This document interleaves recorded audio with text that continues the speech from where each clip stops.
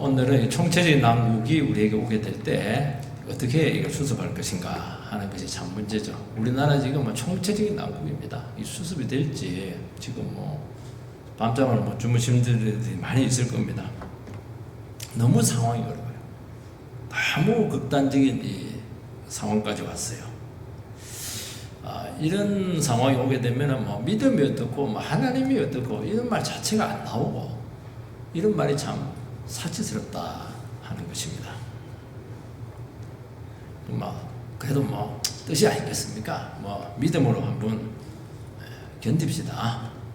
기도합시다. 이게 이제 교과서적인 말처럼 들려요. 이 가슴에 와닿아야 되는데 이 잘 안 와닿는 거예요, 이게. 참 우리 이런 경우는 참 많아요. 그래서 이런 말도 기도합시다. 이 말을 해줄 정도 같으면 어느 정도 이게 순통이 좀 살아있는 거거든요. 근데 너무 힘들어요. 이 말 자체가 안 나온다는 거예요. 이 말 자체가. 근데 이런 처지인데 문제는 또 다른 대안이 있느냐? 없습니다. 그렇다고 넉넉고 무관심하게 무책임하게 그렇게 주저앉을 수도 또 없습니다. 믿음은 제일 강력한 겁니다. 믿음은 가만히 있는 게 아닙니다. 우리 믿음은 가만히 있는 거라 생각하는데 아닙니다. 믿음은 하나님 믿고 적극 행동하고 책임지고 결정 내리고 수습할 거 수습하고 자를 거 자르고 그걸 해야 됩니다. 그거는 신앙인들 모두에게 주어진 책임입니다. 그게 잘 안 돼요. 그게 잘 안 되기 때문에 우리가 어디부터 시작을 해야 되는가 하면은 돈 끌어오고 그런 게 아니고 사람 모으는 그런 게 아니고요. 하나님 말씀이 들리는데 이 말씀에 대해서 반응을 해야 됩니다. 그게 너무 힘들고 이러면 믿음이 작동을 안 하기 때문에 불통이 되거든요. 얼어붙어 버려요. 근데 하나님 말씀을 탁 들으면은 이게 우리 상황을 너무 잘 알려주고 말씀에 대해서 반응을 하도록 요청을 하는데 그래서 거두절미하고 하나님 말씀에 대해서 은혜가 임하고 하나님 말씀에 대해서 믿음을 반응하고 요거부터 시작하는 겁니다. 요것이 되면은 나머지는 저절로 따라와요. 이게 얼마나 중요한지 알겠죠? 너무 힘들고 어려운 처지에 있는데 여러분 뭐 해야 되겠습니까? 손님이 10개라도 수습이 안 돼요. 이건 다 내려놔야 돼요. 그리고 앉아가지고 하나님 앞에서 말씀을 듣고 하나님 말씀이 뭐라고 하시나 그걸 듣고 그거에 대해서 믿음으로 적극 반응을 하시기 바랍니다. 그러면 하나님은 믿음을 보시고 줄술술 풀어주신다고 분명히 말씀하고 있습니다. 믿음으로 반응하는 게 제일 어려운 거예요. 그 믿음으로 반응하는 것이 잘 안 돼서 그렇지. 반응하면 바로 구원이에요. 입이 떨어져가지고 주여 도와주소서 그렇게 하면 구원이에요. 요때 잘해야 됩니다. 애매하게 말하면 안 됩니다. 도와주시면 좋고 안 도와줘도 너무 미안해할 필요 없습니다. 하나님 너무 상황이 어렵잖아요. 그러면 안 돼요. 그리고 주의를 지켜봐가면서 내가 한번 이렇게 상황을 주시하자. 그러면 지켜보겠다 그런 뜻을 갖고 있는 것이거든요. 그 사람들 특징 입을 다물고 있어요. 말을 안 해요. 말을 해야 됩니다. 그러면 어떻게 되냐? 하나님 구원합니다. 아무 상의 없어요. 그 사람에게는 늘 뒷북칩니다. 다른 사람을 통해서 구원합니다. 그게 후회를 안 해요. 이게 적극적으로 반응을 해야 돼요. 여러분들 속으로 그랬으면 좋겠다. 그래도 지켜봐야지. 그러면 안 돼요. 그럼 여러분 상의 하나도 없어요. 하나님 그런 사람 많습니다. 그러니까 얼마나 중요한지를 알겠죠. 어렵게 힘들 때 여러분들이 하나님 말씀 앞에 나와서 적극적으로 반응을 하시라는 거예요. 첫 번째는 총체적인 난국에서 책임 있는 반응을 요구하고 있습니다. 24절 5절 같이 한번 읽겠습니다. 시작. 이후에 아람 왕 베나다시 그의 온 군대를 모아 올라와서 사마리아를 에워싸므로 아람 사람이 사마리아를 에워싸므로 성중에 크게 줄여서 나귀 머리 하나에 은 80세겔이요 비둘기똥 4분의 1갑에 은 40세겔이라. 아멘. 이후에 얼마 전에 지난주에 그냥 엘리사 선지자를 통해서 그냥 대접받고 이렇게 가서 다시는 침략하지 않겠다 이렇게 했는데 또 와요. 한 몇 년 있다가 했겠죠. 그 사람은 근본적으로 안 바뀌는 거예요. 사마리아가 수도인데 사마리아 성은 산 위에 있습니다. 산 위에 있을 때는 방어하기는 참 좋아요. 근데 딱 둘러싸 버리면은 이게 문제가 보급이 안 돼요. 물 문제가 굉장히 심각합니다. 이게. 그러니까 아람왕은 이번에는 포위 작전, 쉽게 말해서 장기 포위로 굶어 죽이겠다는 거예요. 그래서 나귀 머리 하나에 83개, 80세 한 세겔이 하루 일당이니까 80일 일당이니까 두 달 20일이니까 한 800만 원, 300만 원만 쳐도 800만 원. 나귀 머리는 안 먹는 겁니다. 소머리가 아닙니다. 비둘기 똥 4분의 1갑. 이게 뭐 비둘기 똥을 먹었겠는가? 뭐 치료제인가? 4분의 1갑이라고 하는 것은 1리터가 안 됩니다. 0.5에서 1리터 정도 되는 건데 은 5세겔 우리 식으로 변하면 4, 50만 원. 그러니까 인플레이션이 천정부지로 뛰어 올랐던 것이죠. 코로나 때 마스크 하나에 옛날에는 500원 이렇게 했는데요. 2만 원 그렇게 가더라고요. 이거. 콜롬비아에 보니까 바게트 빵 하나 사는데 지폐를 가만히 띄고 가져가더라고요. 이럴 수가 있어요, 이게. 26절을 같이 한번 읽겠습니다. 시작. 이스라엘 왕이 성위로 지나갈 때 한 여인이 외쳐 이르되 나의 주 왕이여 도우소서. 한 여인이 왕에게 호소를 하는데 도와달라는 겁니다. 근데 이제 도와달라 이러면 뭘 도와줘야 될지 얘기를 해야 되잖아요. 배가 고프다 빵을 달라든지 빚 문제를 해결해 달라든지 재판을 해달라든지. 그런데 뭘 도와줘야 될지 명시를 하지 않습니다. 모호합니다. 위기에서 구해달라는 것인지. 그러니까 무조건 도와달라는 거예요. 이때 참 난처합니다. 왜냐하면 어디서부터 도와줘야 될지 뭘 도와줘야 될지 그냥 무작정 도와달라는 거예요. 힘들다는 겁니다. 왜냐하면 이런 경우가 있거든요. 이런 것들은 이제 총체적인 난국에 빠졌다는 것입니다. 본인도 어디부터 해야 될지 몰라요. 뭐가 문제인지 몰라요. 전부 다 문제입니다. 지금 손을 쓸 수가 없는 거예요. 힘들긴 하고 너무 절박하고. 왕이니까 왕은 힘이 있으니까 뭔가 대책이 있을 것 같으니까 어떤 식으로든 찾아가면 도움이 될 만한 것이 있을 것이라 생각을 해서 온 것이죠. 이런 경우 많잖아요. 근데 왕은 외면합니다. 우리가 너무나 절박한 처지에 빠지면 무조건 찾아갑니다. 도와달라는 거예요. 돈을 달라는 것인지 밥을 사달라는 것인지 그냥 구원해 달라는 거예요. 힘들다는 겁니다. 못 살겠다는 거예요. 굉장히 애매하죠. 이게 되게 이럴 때는 거절을 할 가능성이 굉장히 많아요. 왜냐하면 한두 분 해야 되는 거 아니거든요. 이거 하나면 저게 문제가 되고 저거 하나면 또 이게 문제가 되고 한도 끝도 없어요. 그래서 되게 외면합니다. 알아서 하시라고. 참 딱하긴 딱한데 차비만 이렇게 주고 내보낼 때가 돌려보낼 때 참 많거든요. 돈을 달라는 것이 먹을 것이 없다는 것인지 그렇게 한다는 거예요. 그래도 어떻게 해야 됩니까? 그래도 그 절박한 요청에 외면하면 안 됩니다. 적극적으로 관심을 써야 돼. 내가 도와줄 수 없죠. 책임 못 주죠. 그렇지만 관심마저 닫으면 안 돼요. 알아서 하시라고. 그러면 안 되는 거예요. 그래도 왕이 제일 힘이 있잖아요. 왕이 제일 그래도 뭔가 할 수 있는 위치에 있잖아요. 근데 왕은 또 돌려보냅니다. 책임을 회피합니다. 27절 말씀을 같이 읽겠어요. 자, 시작. 왕이 이르되 여호와께서 너를 돕지 아니하시면 내가 무엇으로 너를 도우랴? 타작마당으로 말미암아 하겠느냐? 포도주 틀로 말미암아 하겠느냐? 아니라. 왕은 아무것도 도와줄 수 없다고 말하고 있습니다. 또 실제로 도와줄 수가 없습니다. 뭐라고 하냐니까 하나님께서 도와주지 않는데 낸들 무슨 뾰족한 수가 있겠느냐는 것입니다. 굉장히 이걸 듣고 보면 신앙적인 대답입니다. 하나님이 도와주셔야지. 근데 냉정하게 따져놓고 보면 굉장히 무책임한 말입니다. 나는 빠지겠다는 거 아니겠어요? 그리고 약간 하나님에 대한 원망이 있잖아요. 비아냥거리는 거예요. 하나님이 안 도와주는데 내가 무슨 재주로 도와줄 수 있겠어? 하나님도 무심하시지. 그 말씀이잖아요.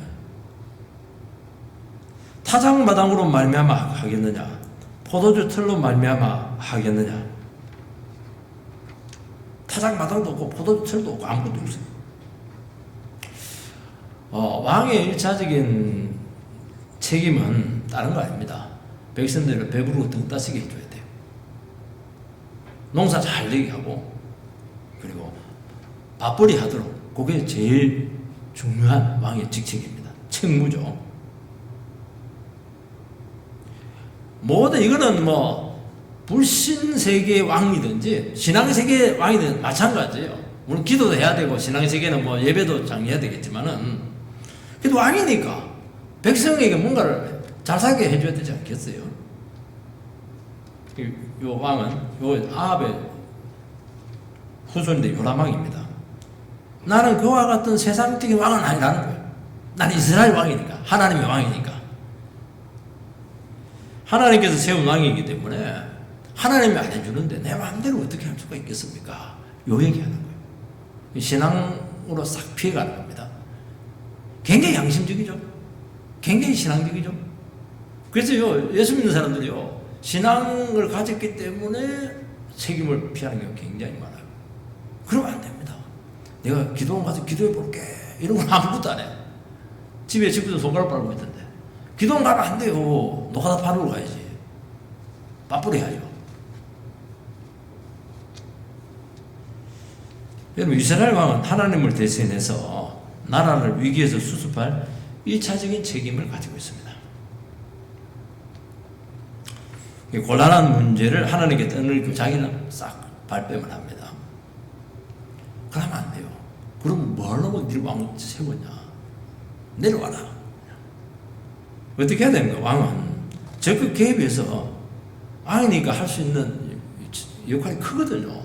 힘이 있잖아요. 일단 결정을 내리고 명령을 하고 행동을 하고 처방을 내리고 조치를 취하고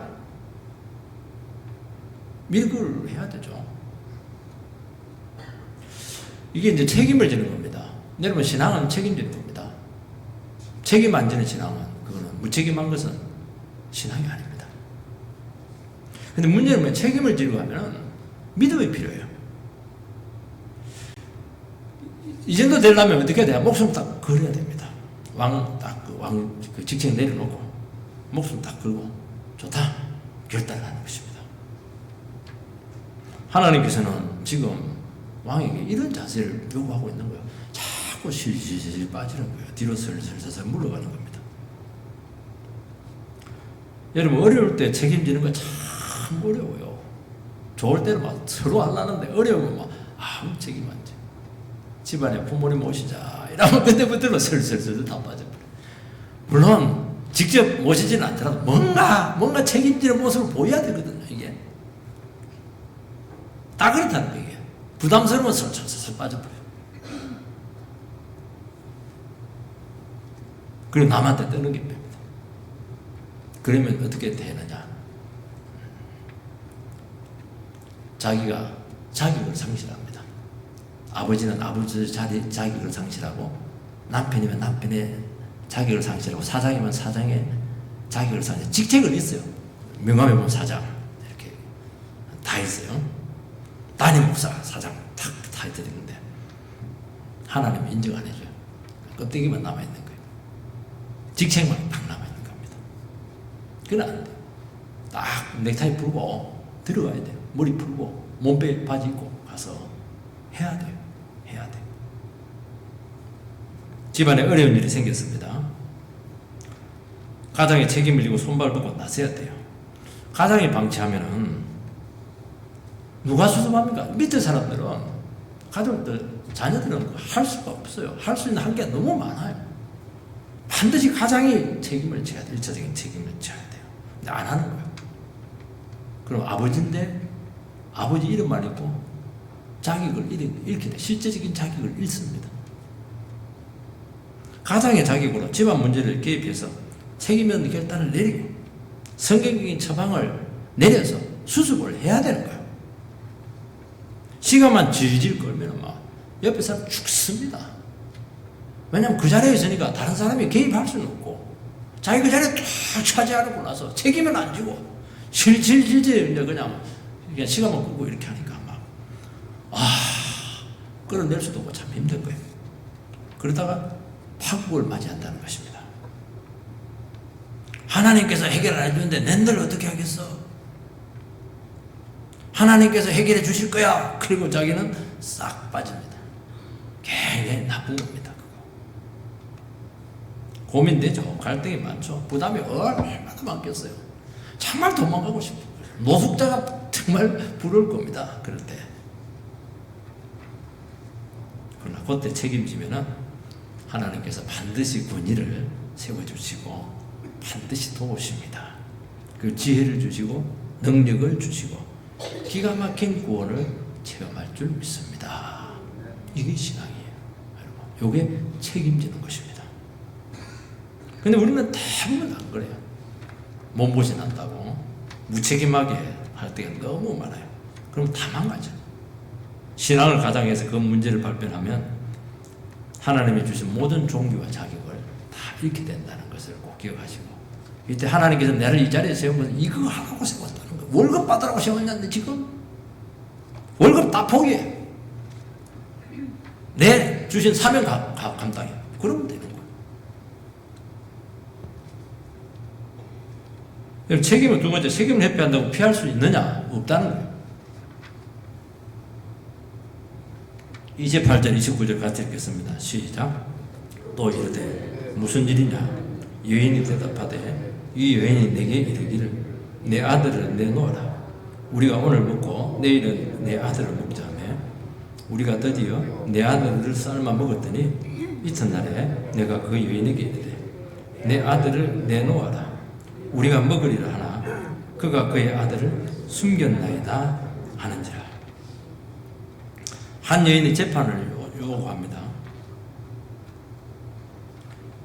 먼저 자기 아들을 삶아 먹었는데 다음 날에 너 아이를 삶아 먹자 그렇게 했는데 자기 아이 삶아 먹고 나서 그 다음에 배가 고파 삶아 먹자라니까 약속 안 했다는 거예요.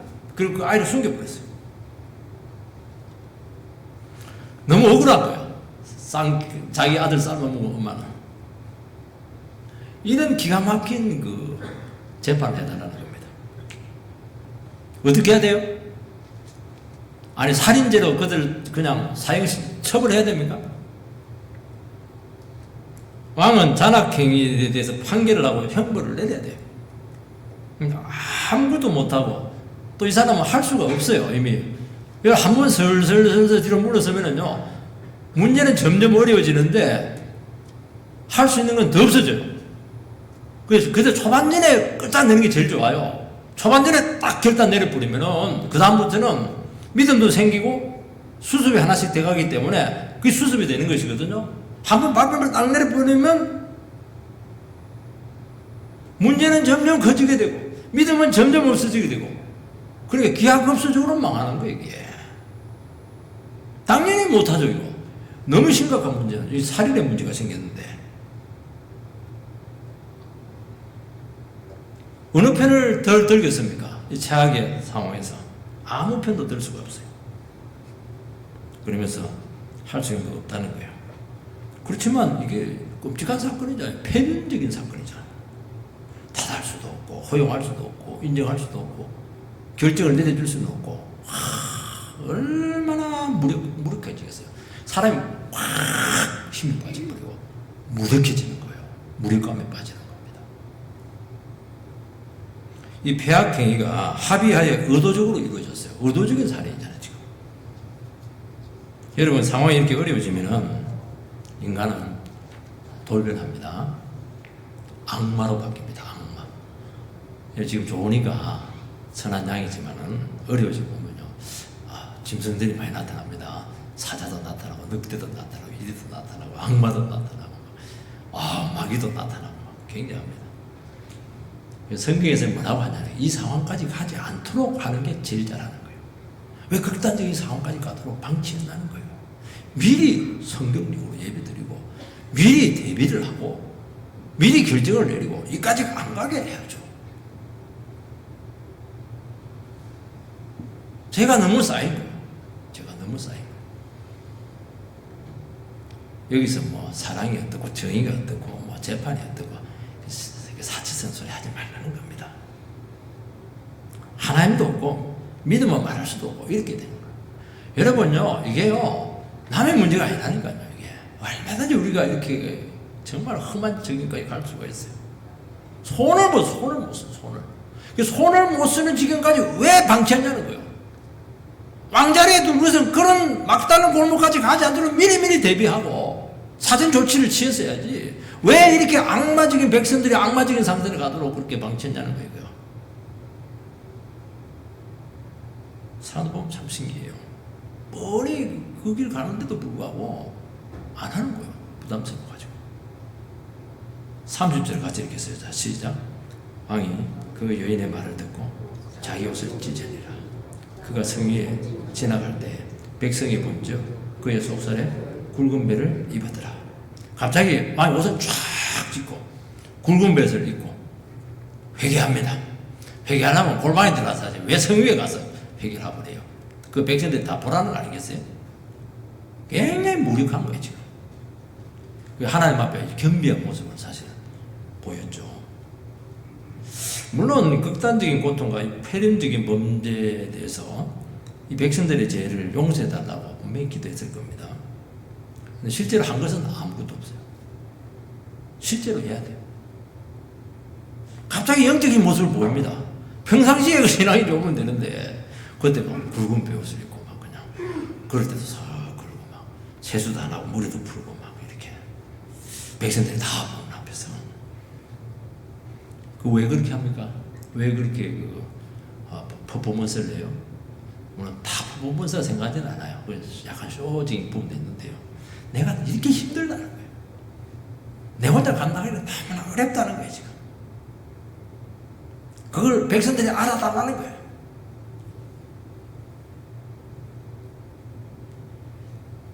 여러분, 왕은 그런 거 하면 안 되고 주어진 현실에 들어가서 실제적인 조치를 해야 돼요.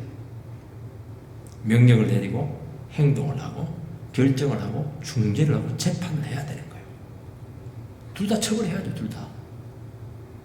왜 못해요? 할 수 있죠. 솔로몬은 딱 했잖아요. 애 문제 가지고 하니까 막 서로 지기 애들이니까 작두를 가져와라 이러면서 그냥 애 그 둘 잘라버려. 그 반반씩 가져가 이러니까 막 친엄마가 넘겨버리잖아요. 그러니까 네가 엄마다 이래서 애를 돌려주고 쳐버려버리잖아요. 왜 그런 지혜를 못 쓰냐는 거예요.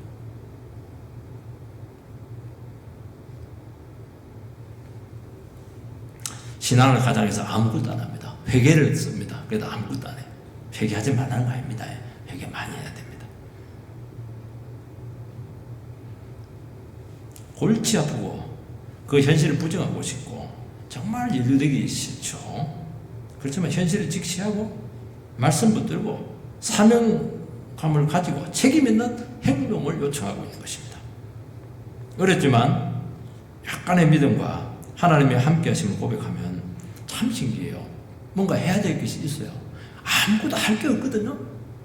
왜냐하면 신앙도 없으니까 상황이 어려우니까. 그런데 안 그래요. 신기하죠.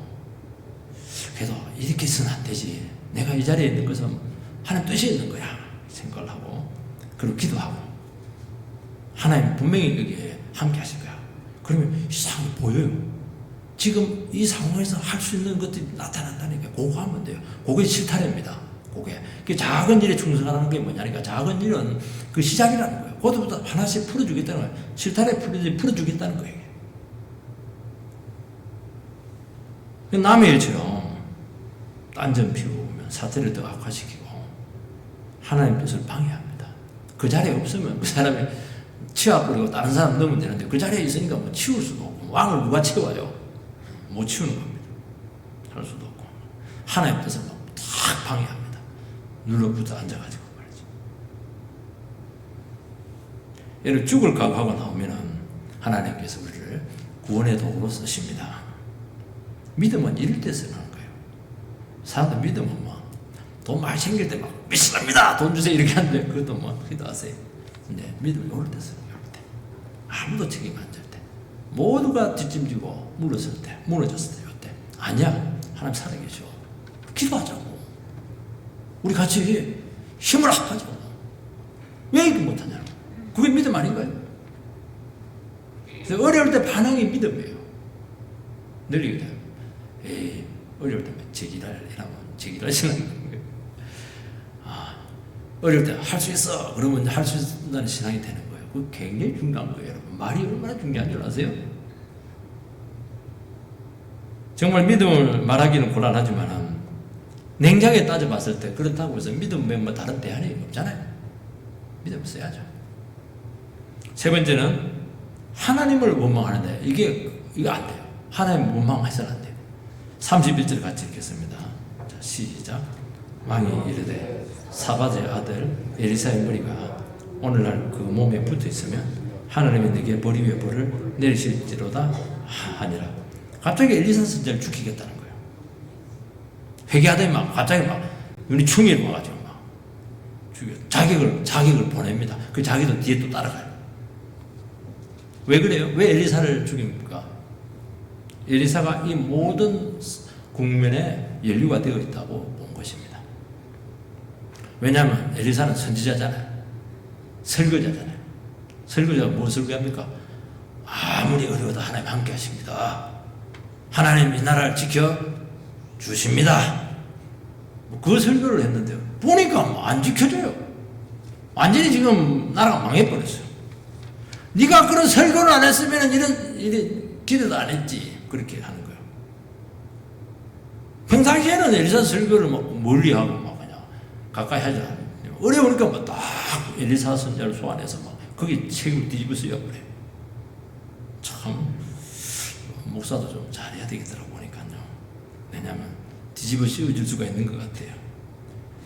설교하고 다르다는 거예요. 여러분 하나님의 말씀과 현실이 너무나 달랐어요. 그건 맞습니다. 부모가 자식을 삶아 먹어요. 지난번에 네가 괜히 그냥 은혜 받아가지고 아랑군데 그때 싹 몰살시켰으면 이런 화근이 없었을 텐데 네가 그냥 불씨를 키웠다는 거예요. 그 말하려면 할 게 많아요. 하나님 살아계시다 분명히 그랬고 사랑이 이긴다 그러고 무슨 사랑이 이기냐 이게 지금 완전히 독박 썼다는 것입니다. 하나님께서는 우리 백성들을 버렸다는 거예요. 그래서 이 재앙이 여호와로부터 말미암았다 이 얘기한 것입니다. 모든 책임은 하나님께 있다. 그렇게 결국 하나님을 탓을 하고 있는 것입니다. 여러분 우리의 현실이 하나님의 약속과 다를 때 그때가 최고의 위기입니다.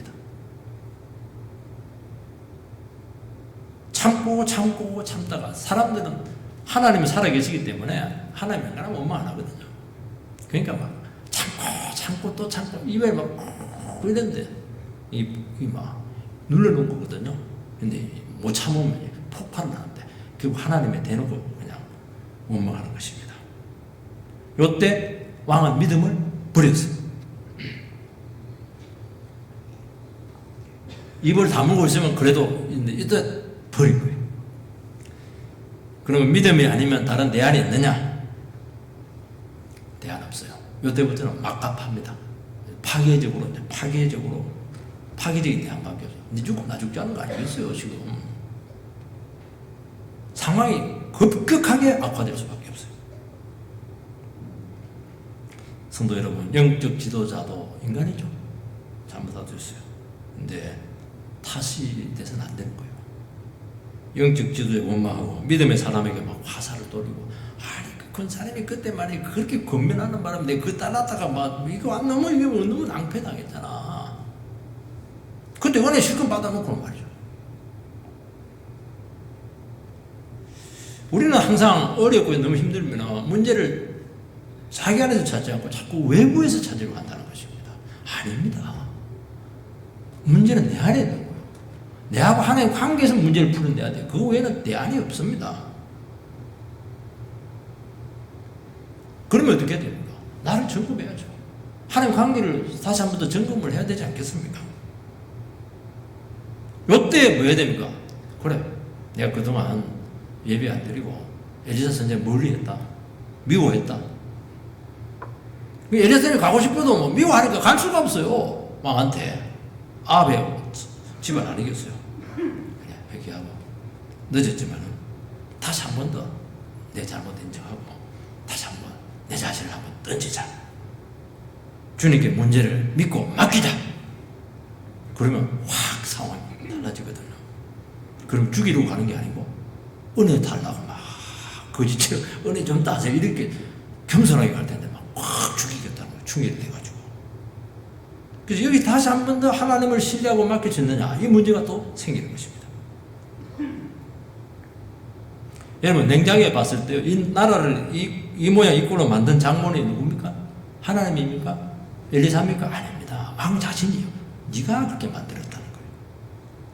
네가 하나님을 의지하고 믿음으로 나갔다면 얼마든지 지킬 수가 있었을 거예요. 이렇게 극단적인 상황까지 가지 않을 수 있었는데 왜 아니냐는. 은혜와 혜택 받을 때는 막 할렐루야 이렇게 온갖 좋은 혜택을 다 받아놓고는 말이죠. 어려움을 또 자기가 자초해놓고는 말이죠. 수습이 안 되니까 책임은 하나님하고 하나님 사람에게 다른 사람에게 싹 떠넘기는 겁니다. 참 인간은 이기적이에요. 너무너무 자기 중심적으로 갈 수가 있어요. 반대로 해요. 반대로 반드시 해야 돼요. 왕은 선지자가 아무 조치나 말씀하지 않은 거 막 화가 납니다. 이렇게 힘든데 이렇게 고통스럽고 막 내가 이제 뭐 밤잠을 못 자고 막 미칠 지경인데 아니 선지자라는 놈이 뭐 하고 있는 거야 지금? 아무것도 안 하고 있는 거야 지금. 와서 안수를 해두든지 신방을 하든지 기도도 해두든지 뭔가를 해야 된다. 가만히 있는 거야 지금. 신방 달라고. 굉장히 무심하게 느껴지지 않겠습니까? 왜 이렇게 힘든데 왜 내한테 같이 맞서주느냐는 것이 아니겠습니까? 하나님과 선지자가 이런 상황까지 가도록 나를 방치했다. 원망이 막 폭발하는 것입니다. 근데 이 엘리사 선지자는 가만히 있었던 게 아닙니다. 엘리사는 뭐 했냐니까 장로들하고 자기 집에 모여가지고 이게 기도하고 의논했어요. 왜 왕을 초청 안 했나? 초청해도 안 하거든. 선지자는 마음이 편했겠어요? 백성들이 저렇게 괴로워하는데 선지자는 할 수 있는 게 없는 거예요. 말씀 전해주고 기도해주는 것밖에 없잖아요. 어떻게 편안할 수가 있어요? 성도들이 힘들고 어려운데 어떻게 목사가 편할 수 있겠어요? 편안하게 놀러 다니고 잠 잘 자고 절대로 그렇게 못해요. 자격이 맞습니다. 칼 들고 죽일 거야 이렇게 합니다. 그럼 어떻게 됩니까? 옛날에 이제 그 자격이 왔을 때는 어떻게 하냐? 하늘에서 불이 내려가지고 50명 두 분을 다 몰살시켜버리잖아요. 그리고 대머리야 해서 노래니까 막 암꿈이 와가지고 다 물이 죽여버려요. 동네 그 우상 숭배 청년들. 근데 이번에는 안 그래요. 문고리 잡고 그냥 바깥에 땡기고 자기는 막 문 안 열라고 그러고 이렇게 하는 거예요. 자, 선자도 못할 노릇이에요. 채통도 채통이 아니고 막 숨어버립니다. 하나님의 종은 자기 보호 조치를 안 합니다. 욕들면 욕들을 먹고 위협받으면 위협을 받을 수밖에 없어요. 하나님의 능력을 자기 보호를 위해서 쓰지 않는 것입니다. 쓰면 안 돼요. 얼마나 해줄 많겠어요. 그래서 그때는 아무 말 안 합니다. 참고 참아야 돼요. 듣지도 않고 들을 준비도 안 되고 참는 거예요. 얼마나 위협을 하고 오해를 하고 욕을 하겠어요. 다 들어야 돼요. 그때 막 이거 봐라. 내가 옛날 기도해 줄 때는 막 그러더라 막 힘드니까 막 하네. 뭐 저주 푸고 강대에 저주 푸고 큰일 날 걸 하면 안 돼요. 싸우고 그러면 안 돼요. 그럼 깨집니다. 당해줘야 돼요. 힘들지만 당해줘야 돼요. 왜 당해줍니까? 힘이 없기 때문에 그런 게 아니에요. 영적인 상태가 적나라하게 드러나야 돼요. 그건 너 모습 아니냐는 거예요. 온갖 이상한 짓 하면서 다 드러나요. 자기 모습이 다 드러나요. 공개적으로 다 드러나요. 이때는 뭐 은폐할 수가 없습니다. 가식 같은 거 통하잖아요. 있는 모습을 다 봐야 돼. 그걸 봐야 사람들이 안 속아요. 그리고 더 중요한 건 뭐냐? 그렇게 해야 메시지를 전할 수가 있어요. 메시지를 사람들이 막 해대고 이러면 미안하거든요. 그러면 이제 조금 수그러들면서 하나님 말씀을 잠깐 들으려고 합니다. 그때 참아야 돼요. 말씀이 들리면 살거든요. 문제는 말씀이 안 들린다는 거예요. 안 들어요. 말로 안 됩니다. 근데 요런 막 난리를 한번 지겨나면은 자기도 너도 보통이 아니구나 그렇게 하면서 조금 틈이 보이면 그때 막 말씀을 제목으로 팍 네가 문제야. 네 믿음 없잖아. 기도 안 했잖아.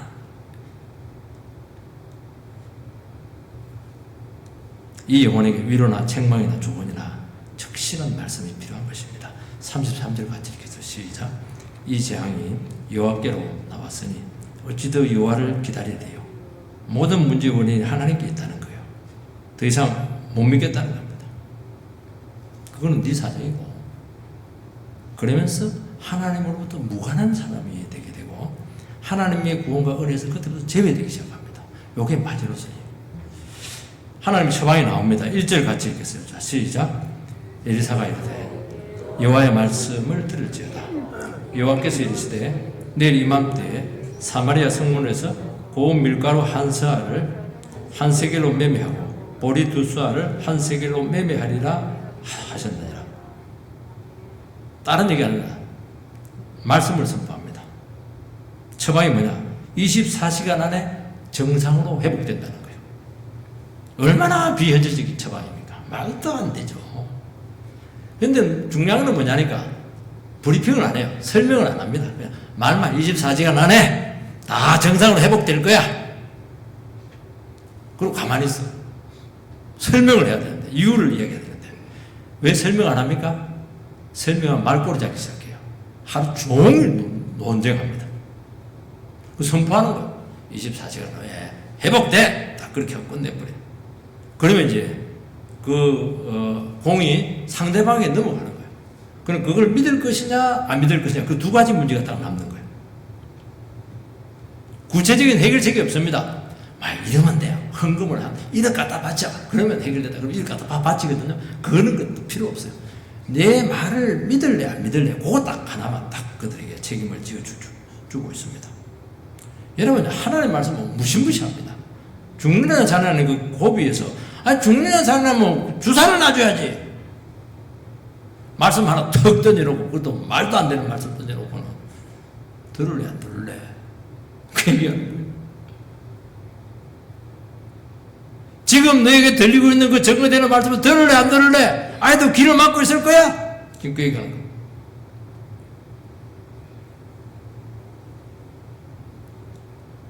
여러분, 현실적인 문제로는 대단하게 어렵다고 생각하는데요, 아닙니다. 하나님은 그 쉬워요. 하룻밤 만에 끝내버리잖아요. 우리는 현실 문제가 힘들어서 했는데 안 그래요. 내가 힘들어. 내라는 존재가 그게 힘들어요. 안 바뀌어요. 하나님은 지금 여기서 문제를 하나를 딱 지금 꼬집고 있는 거예요. 너 중심이 뭐냐는 거예요. 너 어떤 태도 보이고 있는 거야 지금 나 앞에서. 믿음이 있어 지금? 나를 인정하고 있는 거야 지금? 인정하는데 그렇게 행동할 수가 있는 거야 지금? 다 때려놨잖아. 결국 영적인 상태의 문제고 하나님과의 관계의 문제라고 말씀하고 있는 것입니다. 그래서 하나님께 마지막 기회를 주고 있는 거예요. 다 지나간 일이다. 지금 이 순간 너에게 말씀이 선포됐잖아. 너를 사랑하는 거야. 너에게 말씀을 주고 있잖아. 지금 이 시간 이 순간 다 내려놓고 한 목숨 걸고 나를 한번 의지해 볼래? 말씀 한번 믿어볼래? 안 믿었잖아요. 안 믿습니다. 다시 한번 너 말씀을 붙들 수 있느냐? 네 생각 버리고 자존심 버리고. 문제는 뭐냐니까 이 말씀이 굉장히 비현실적이에요. 그 상식에 맞질 않아요. 그렇게 시험이죠. 하나님은 단 하나 이런 처지에서 다시 믿을 수 있느냐? 그전에 이것도 문제고 저것도 문제고 빚도 문제고 자식도 문제고 다 문제고 싹 다 문제입니다. 하나님 그거 하나도 안 들어. 네가 지금 이 상황 가운데 상황이 아니다는 거야. 누가 문제? 누가 문제라고? 누가? 그런 생각 안 해봤지? 너는 다 잘했다고 생각하지? 누가 문제야? 너게 주변 상황들은 너 때문에 생긴 거야. 누가 문제야? 처지와 하나님의 능력으로 얼마든지 처지는 바뀔 수가 있습니다. 우린 반대로 생각해요. 지금 하나님 바라볼 수 있느냐? 하루 지나면 늦습니다. 24년 지나버리면 늦어요. 믿음이 바닥나는 순간 불신앙으로 뒤틀려서 지금 막 그냥 죽기 일보 직전 하나님은 너무 무심하세요. 아니 그냥 쭈쭈바라 다는 주면서 막 얘기하면 될 텐데 막 냉정하게 막 말씀으로 도전합니다. 맨입으로 24시간 안에 정상으로 되니까 믿어! 이렇게 하는 것입니다. 우리가 하나님 말씀에 대해서 믿음으로 반응하지 않는 것은 딱 합니다. 늘 듣는 말씀이었어요. 특별한 말씀을 이때 원합니다. 특별한 말씀 아니에요. 늘 듣던 말씀. 하나님 의지하면 사는 거야. 말씀 붙들면 일어설 수가 있어. 하나님께 길이 있는 거야. 늘 듣던 말씀이잖아요. 너무 시시한 거요. 뭔가 고상한 말씀, 너무 특별한 말씀을 원하는데 아니면 이제 부흥회도 안 하고 말이죠. 강사도 안, 특별한 영어만 강사 가지고 해야지. 그러나 시험이에요. 여러분 말씀은 진리입니다. 그 말씀을 한 번이라도 적용해 봤냐는 거예요. 그렇게 기가 막히도록 10년을 듣는데 그 말씀 적용해 봤냐고 지금 도전하고 있는 거예요. 여러분 하나님 말씀은 죽고 사는 것을 결정을 합니다. 하나님은 우리에게 명령을 하시고 지시를 내립니다. 하나님이시니까요.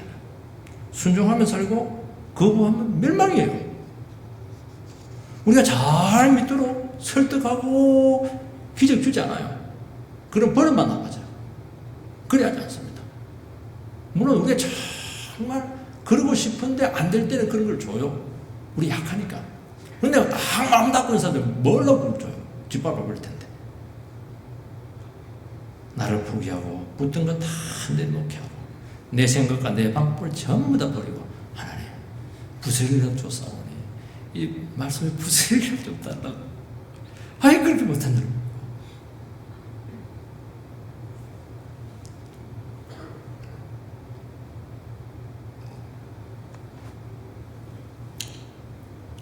우리가 불신앙으로 반응할지라도 절대로 하나님의 구원은 취소되지 않습니다. 하나님은 구원합니까? 아우 당연히 구원하죠. 너는 구원해서 너는 열외야 이렇게 합니다. 얼마나 무서워요. 네가 그 자리에서 네가 제일 믿음을 갖고 반응을 했었어야지. 네가 툭 들어가지고 백성들도 반응을 못하게 하고 우리 고통을 줘놓고 외면하면은 하나님 절대로 자기 백성들 포기 안 해요. 하나님이시니까. 네 양이냐는 거예요. 내 양이지. 그는 너는 아니야. 너는 저리로 가라. 지나쳐 버리는 것입니다. 그리고 다른 방식으로 구원합니다. 하나님께서는 정신 루트가 되는 왕을 통해서 정말 구원하기를 원했어요. 그게 또 질서에 맞는 거예요. 왕이 너무 무책임하니까 하나님이 직접 구원자로 나서는 것입니다. 절대로 자기 백성 방치하지 않으세요. 왕이 반응을 안 해요. 죄송하다고. 말씀 듣겠다고. 순종해. 이런 무릎을 탁 꿇어야 되는데 가만히 있어. 가만히 있는 건 뭐예요? 지켜보고 있다는 거예요. 그렇게 되는데 되어가는 추이를 보면서 결정하겠다는 거예요. 상이 있습니까? 없습니다. 구원됩니까? 구원돼요. 너는 아니라는 거예요. 여러분 믿음의 기회가 왔을 때 이 기회를 반드시 쓰셔야 될 줄 믿습니다. 의심하고 너무 신중하고 계산을 하고 논리적으로 따지고 물론 그 필요할 수도 있어요. 지금 그러면 안 돼요. 하나님의 말씀 붙들지 않으면 너무 부끄러워질 것입니다.